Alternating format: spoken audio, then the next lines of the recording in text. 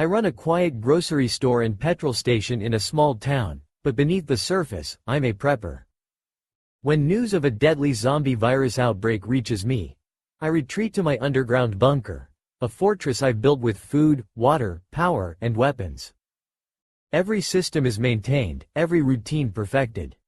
When the infected arrive, I face terrifying encounters, adapting and strategizing to survive. This is my story of survival, fear, and resilience in a world overrun by the undead. I am a man of small routines and large precautions. My days begin before dawn, the town still heavy with mist and the quiet hum of early engines. I own the corner grocery store and the petrol station beside it. Together they are the lifeblood of my small town, and over the years they have become extensions of me. I know every shelf, every pump, every regular customer's quirks. Mrs. Cranford always buys pancake mix, Kepler prefers spearmint gum, and the trailer park kids linger too long near the candy aisle.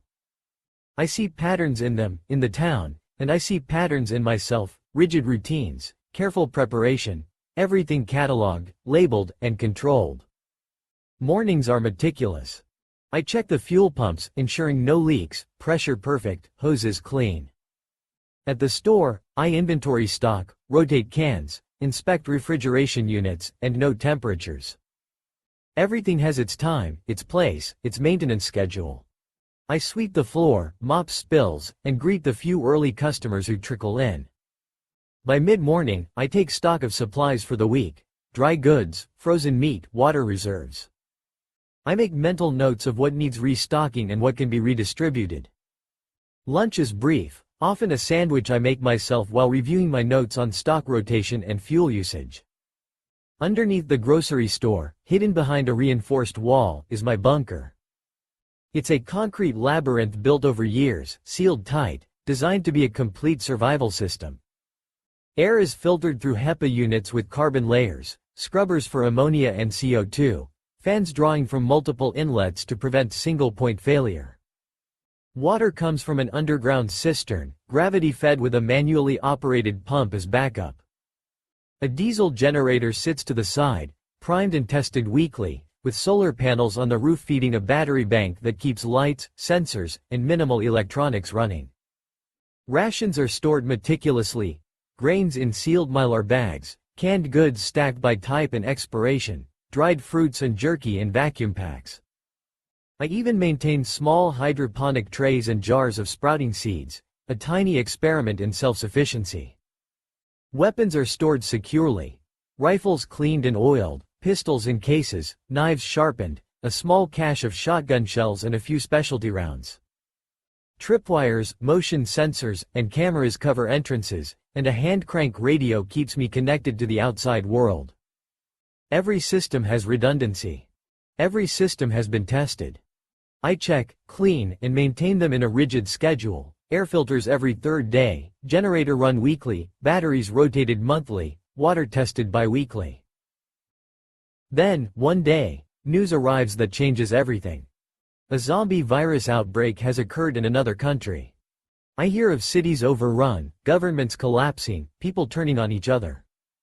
My pulse quickens, but my mind is methodical.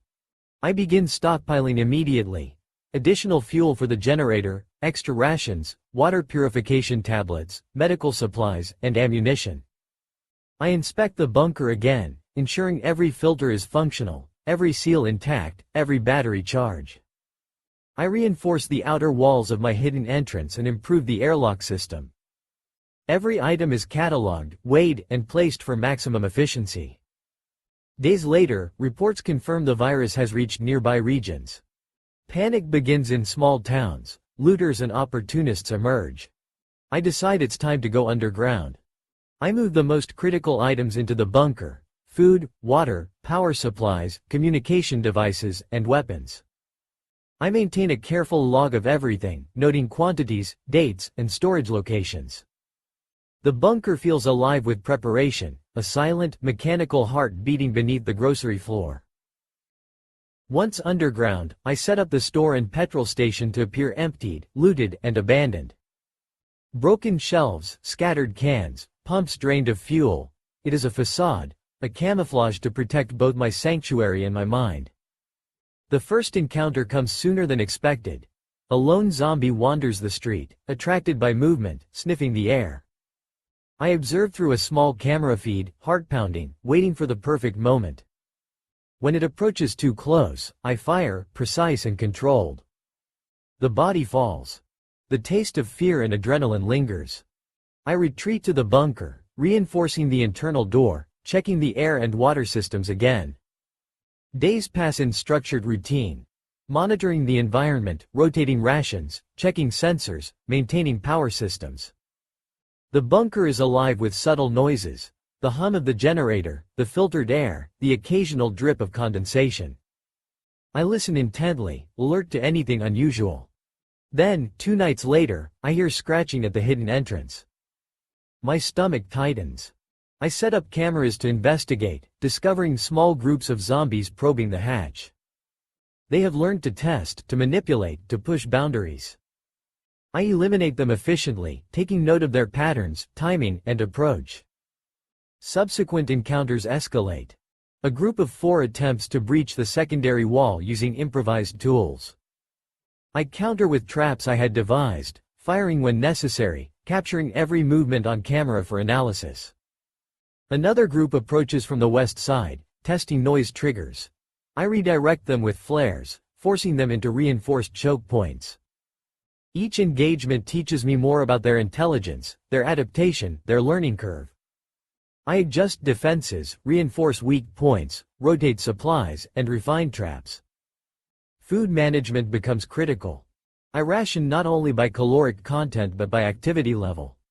Days of high maintenance and combat require more energy, slow days require less. I supplement with sprouts, microgreens, and small hydroponic plants, monitoring nutrients and growth under LED grow lights powered by the battery bank. Water is filtered, cycled, and tested daily. Air quality is maintained with scrubbers, filters cleaned on schedule, backup fans operational. Communication is continuous. The radio provides fragmented news, but every message is logged and cross-referenced for survival planning. Every night brings tension. Scratching, tapping, low growls outside the reinforced doors, sounds of intelligence testing, probing, planning. The first full-scale assault arrives one moonless night. Groups converge from multiple angles, using debris, improvised poles, and fire to test our defenses. I orchestrate flares, decoys, and traps. Survivors follow coordinated instructions. We funnel them into spike-lined trenches and reinforced channels, firing precise shots when necessary. Bodies pile, cries echo, and every decision is critical. We survive by calculation, observation, and adaptation.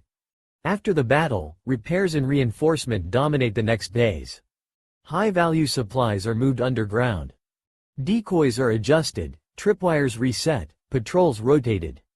Observations of the infected reveal coordinated behavior, some even signaling to one another, testing sound cues, and manipulating terrain. Knowledge becomes survival currency. I train survivors in observation, stealth, and anticipation. Every success, every lesson learned, is documented meticulously. By now, the infected are intelligent and evolving. Every attack, every probe, every test is noted. I adjust continuously. Walls strengthened, traps refined, hydroponic systems relocated underground, batteries dispersed, supply caches hidden. Survival is no longer just physical. It is strategic, intellectual, a constant calculation of action, consequence, and adaptation. The following week tested every system, every trap, and every ounce of patience we had. The infected were no longer wandering aimlessly. They observed, circled, tested, retreated, then returned with new tactics. Each attack was more deliberate, more coordinated than the last. I implemented everything I had perfected in the bunker. Layered defenses, decoy caches, heat ducts, scent masking, tripwire alarms, controlled flare bursts, and underground fallback routes. The survivors moved like extensions of my will, responding instantly to cues, anticipating movements, and covering every angle. Then, the night came that I had feared, the full-scale assault.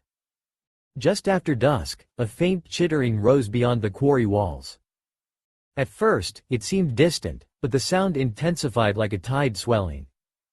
From the observation post, I saw groups approaching from the north, east, and west, at least 50, maybe 70, of the infected converging. They weren't wandering.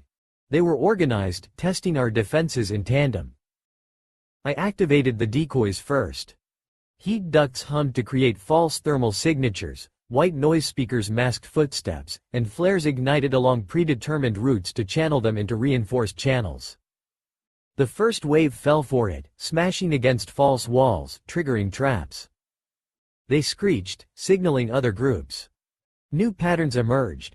Some tried to flank, others used debris to batter weak spots, and one particularly intelligent individual leveraged a metal rod to press against a reinforced gate. I fired precise shots from the observation post, targeting heads and moving swiftly between vantage points. I could see them learning. One small group shielded itself with a wooden board, absorbing the first rounds. I cursed, then triggered a secondary trip mechanism. A counterweight toppled sandbags onto the intruders. Two fell, pinned, unable to recover. The night became a blur of fire, motion, and calculation. Every movement I made, every shot fired, was a precise response to an adaptive opponent. Inside the quarry, survivors worked tirelessly. Some repaired fences mid-attack, others relocated supplies to secondary bunkers, and a few tended the hydroponic trays, ensuring future food security. The bunker's systems were continuously monitored, air filters cleaned in real time, generators running at peak efficiency, water pumped and filtered constantly. I documented every action, every reaction, every adaptation of the infected. Knowledge had become the ultimate weapon. Hours dragged. Waves of the infected attempted different strategies, using planks to vault trenches, climbing scaffolding, testing noise triggers, trying to breach internal doors. We funneled them into choke points, traps activated precisely, flares redirected movement, and careful shots eliminated threats efficiently. The Horde learned, adapted, but we adapted faster. Every engagement refined our approach. By midnight, the perimeter was secure. Only small groups lingered, testing boundaries. The survivors counted, tended wounds, rotated patrols, and logged every detail. Cameras captured behaviors, hesitation before attacks, signaling patterns, methods of testing walls and traps. Each observation was catalogued for future improvements. Even with exhaustion pressing on our muscles and minds, we analyzed, learned, and prepared for the next wave. Dawn broke, gray and heavy. Silence fell over the quarry, thick with tension. Bodies lay pinned in traps or eliminated at choke points. The survivors began repairs, moving high-value supplies underground, adjusting decoys, resetting tripwires. I walked among them, rifle slung across my chest, giving instructions, observing patterns, refining defenses. They had become proficient, disciplined, and alert, true partners in survival. Over the next days, we enhanced the bunker-inspired systems. Multiple fallback entrances, underground escape routes, redundant power lines, extra filtration units, decoy food caches, and expanded sensor coverage. Every action, every precaution reinforced our survival. The infected learned too, testing traps in subtle ways, attempting to coordinate, probing for weaknesses. But we had the advantage of observation, analysis, and adaptability. Another assault arrived 2 nights later.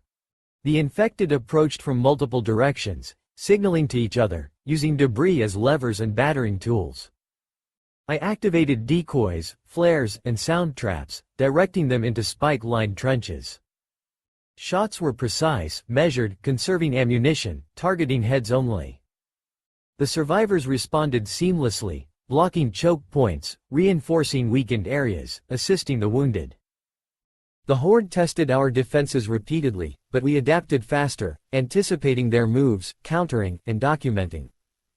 By the end of that night, only scattered individuals remained beyond the perimeter, cautious, testing from a distance. I reviewed camera feeds, noting new behaviors, hesitation patterns, signaling methods, and use of tools. Each insight allowed further improvements. Knowledge was our weapon.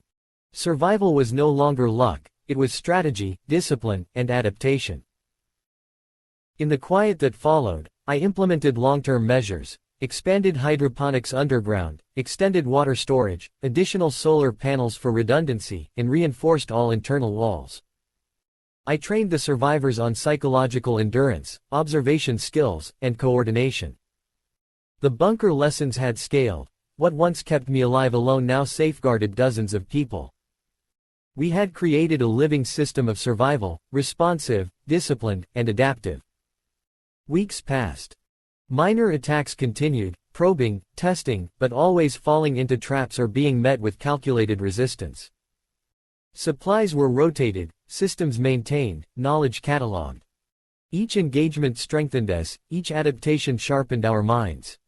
I realized the infected were no longer simple predators, they had learned, adapted, and evolved.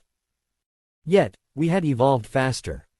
I spent long hours in the observation post, rifle at my side, notebook open, documenting the minutiae, approach patterns, sound reactions, signals, and coordination tactics of the infected. Every detail mattered. Knowledge was survival. The quarry became more than a sanctuary, it became a living laboratory, a fortress of intelligence, observation, and human ingenuity. And then, one evening, a lone figure approached the outer wall differently. Slow, deliberate, testing in ways we hadn't seen before. I froze, analyzing patterns, watching as it leveraged debris to apply force to a gate. I reacted with precision, trap triggered, shot fired. It fell, but not before I noticed a subtle sign, some understanding of our strategies, some calculation of cause and effect. They were learning, adapting, strategizing. Intelligence in death.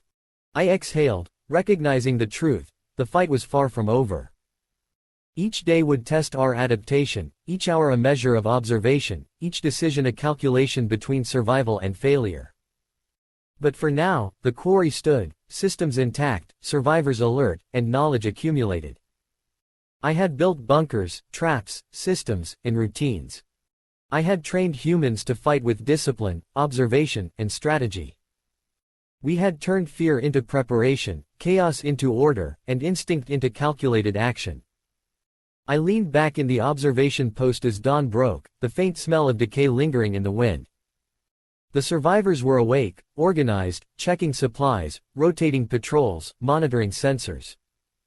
I reviewed the notes one last time, aware that the war had become one of intellect, patience, and adaptation.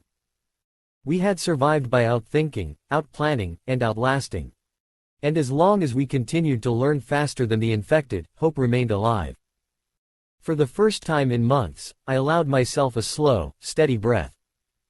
The bunker, the quarry, the survivors, they were more than defenses. They were a testament. Life persists, intelligence prevails, and survival is earned, moment by moment, decision by decision, in a world where the dead are learning to think. And as long as we adapt faster, we endure. Days blurred together in the quarry. Each sunrise brought a mixture of quiet and tension, the wind carrying distant groans, scraping, and the occasional sharp crash of debris. Inside the bunker, life was structured, methodical, and relentless. I woke at first light, checking air filters, water levels, and battery charge on solar panels. The diesel generator ran for an hour to confirm readiness, and I rotated fuel reserves, noting consumption rates and shelf life. Every check, every procedure, had been documented and memorized. Breakfast was simple: canned beans, powdered eggs, and a small ration of dried fruit. I calculated calories, ensuring we had enough for physically demanding days. Hydroponic trays provided fresh greens, and I adjusted nutrient cycles daily. The survivors moved efficiently around me, each performing assigned tasks, patrolling, maintaining traps, repairing walls, or tending to the hidden vegetable bays I had set up underground. Every action was a part of a larger survival machine. The first encounter that week was subtle. A lone figure emerged from the forest beyond the west wall, moving slowly, testing fences. I observed through the camera, rifle ready. Its approach was cautious, deliberate, almost intelligent in its trial and error. I activated a decoy flare on the opposite side, forcing it into a narrow channel lined with spikes. One precise shot ended it. I made mental notes. This type of behavior was increasing, not random. They were learning patterns, testing variables. During quieter hours, I inspected the bunker's air filtration system. HEPA filters were cleaned, carbon layers replaced, and backup fans tested. Water was pumped from the cistern, filtered, and treated with UV sterilization before storage. I monitored nutrient solutions for the sprouts, adjusting pH and dissolved minerals to ensure maximal growth. Power systems were checked, batteries rotated, solar panels wiped clean, generator lubricated. Communication systems, hand crank radios and backup satellite units, were tested twice daily. Everything had redundancy, everything had a purpose. I kept detailed logs of every encounter, every adjustment, every observation. The survivors had begun recording patterns as well, noting sounds, approach routes, and timing. Psychological drills became routine, simulated breaches, night patrol rotations, stealth exercises. We trained not just to survive physically, but to anticipate, to think like our adversaries, and to remain calm under constant threat. 2 nights later, an unusual sound drew my attention, scratching near the hidden entrance, rhythmic and testing. I deployed cameras and inspected in person, moving silently along reinforced passages. 4 figures were probing the hatch, using debris as levers. I engaged with precise shots, eliminating 3 and capturing 1 in a temporary trap. Analysis revealed subtle coordination, signaling between them, testing weight distribution, exploring latch mechanisms. Intelligence in depth. The following day, I reinforced the entrance, installing layered locks, secondary panels, and noise muffling padding. Decoy heat sources and scent trails were arranged to mislead probing attempts. Patrols rotated more frequently, and I assigned observers to monitor every angle with binoculars and cameras. I noted behaviors meticulously: approach speed, hesitation, reaction to decoys, and communication methods. Food management became critical. I rationed strictly, supplementing with sprouts, microgreens, and controlled hydroponic crops. I recorded consumption, growth cycles, and replenishment schedules. Water was carefully conserved, treated daily, and stored in multiple tanks. Power was distributed to ensure that essential systems, air filtration, communications, cameras, remained active even if the generator failed.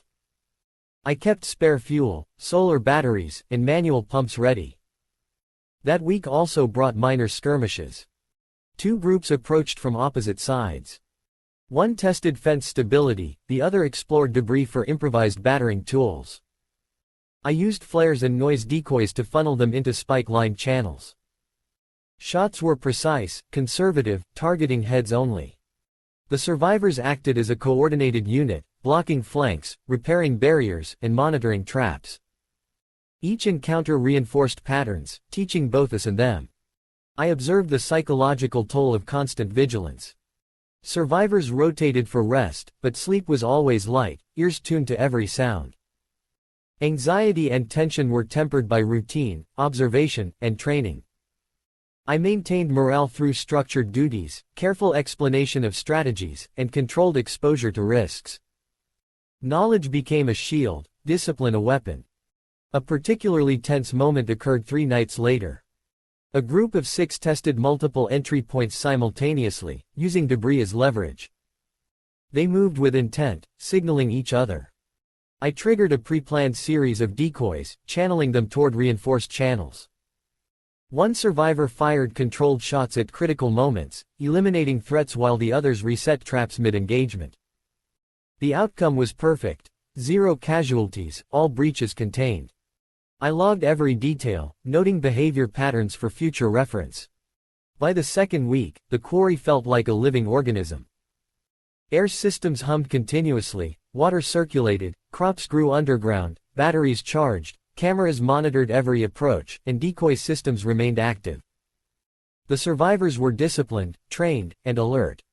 Minor skirmishes were frequent, but we had learned to anticipate, to adapt faster, and to remain calm. Every sound, every movement outside, was analyzed for strategy, learned from, and countered.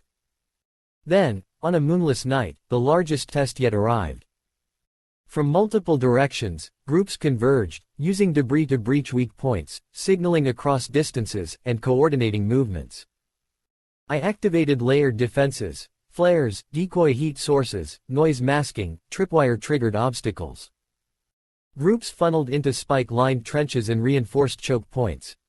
Shots were precise, minimal, efficient. The survivors operated like extensions of my mind, repairing walls, resetting traps, and maintaining internal security. Hours passed.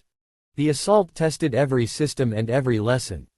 The infected adapted mid-attack, attempting to exploit patterns they had learned. I countered with secondary traps, dynamic decoys, and careful timing. Eventually, the horde retreated, leaving the quarry intact but proving the constant threat of adaptive intelligence. We had survived again, but the knowledge gained by the enemy was undeniable. I spent the following day reinforcing structures, rotating supplies, tending hydroponics, testing generators, and updating logs. Psychological drills were performed, reinforcing alertness, observation, and pattern recognition. I recorded every sound, movement, and approach strategy observed during the night. Knowledge remained our most critical defense. By the end of the third week, life had become a disciplined rhythm. Check systems, maintain supplies, train survivors, monitor cameras, manage crops, anticipate threats. Minor skirmishes continued, each logged, each studied, each used to refine defenses. I realized survival was no longer a physical struggle alone, it was a battle of intelligence, observation, and adaptation. We had created a sanctuary not just of walls, traps, and supplies, but of knowledge, strategy, and disciplined human will. And yet, I never allowed complacency. Each night, I checked the hidden entrance, monitored sensor readings, and reviewed camera footage. The infected had evolved, adapted, and learned. But so had we. And as long as we stayed smarter, faster, and more disciplined, survival remained possible. Every day, every action, every decision mattered. The bunker, the quarry, and the survivors had become a testament to human ingenuity in the shadow of relentless death. I finally allowed myself a moment of reflection, rifle across my knees, journal open, recording every nuance. The distant groans, scraping, and tapping were constant reminders that intelligence never rests. And neither could we. Every system, every routine, every person played a role in an ongoing calculation of survival. The world outside had changed irrevocably, but inside, we had carved a living fortress of discipline, observation, and hope.